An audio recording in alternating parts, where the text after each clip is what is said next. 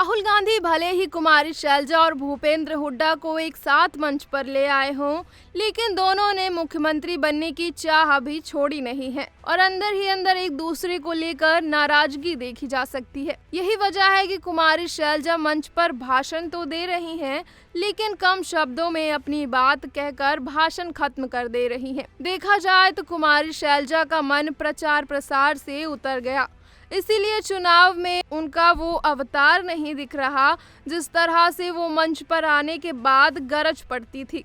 भले ही राहुल गांधी और प्रियंका गांधी मंच से हुड्डा और शैलजा को सम्मान देने की बात कह दे, जनता खूब जानती है कि भविष्य में क्या होने जा रहा है। कांग्रेस भी खूब समझ रही है कि अगर कुमारी शैलजा की बात सुनी जाएगी तो भूपेंद्र हुड्डा नाराज हो जाएंगे और अगर भूपेंद्र हुड्डा की बात सुनी जाएगी तो कुमारी शैलजा भी खफा हो सकती हैं। इसीलिए कांग्रेस भी बैलेंस बनाकर चल रही है और 8 अक्टूबर का इंतजार कर रही है। लेकिन इस बीच बीजेपी भी दलित वोटरों को साधने का प्लान तैयार कर रही है। कांग्रेस की लेट लतीफी कहीं उसी पर भारी न पड़ जाए। इस बीच बीजेपी ने ऐसी सीटों पर फोकस किया है जहां दलितों का प्रभाव है।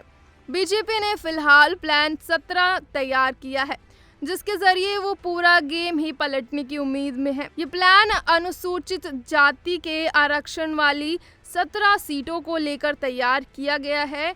उसे लगता है कि जिस तरह से कांग्रेस में कुमारी शैलजा को सम्मान नहीं दिया जा रहा, उसे मुद्दा बनाते हुए दलितों को लुभा सकती है।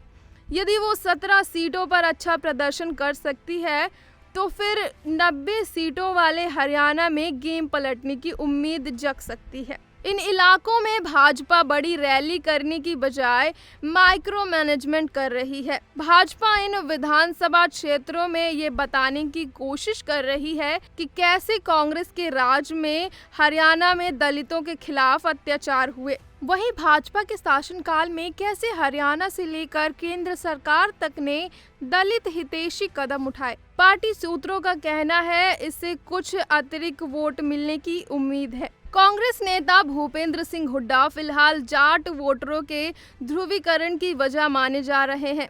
ऐसे में भाजपा को उम्मीद है कि हुड्डा का जाटों पर असर और कुमारी शैलजा की अपेक्षा के नाम पर वो दलितों को लुभा सकेंगे। इसके लिए भाजपा ने खास तौर पे आरएसएस के कार्यकर्ताओं को सक्रिय किया है। भाजपा की ओर से पन्ना प्रमुख नियुक्त किए गए हैं और उनके साथ संघ के कार्यकर्ताओं को भी लगाया गया है।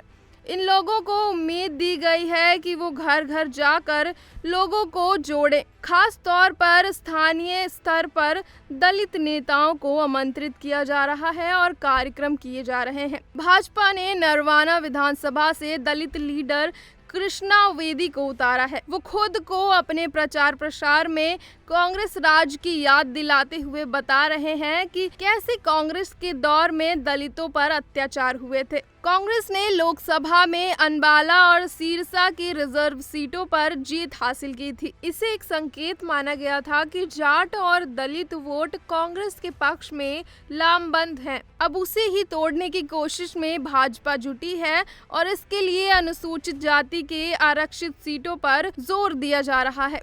हरियाणा में दलित मतदाताओं की आबादी करीब 20% है।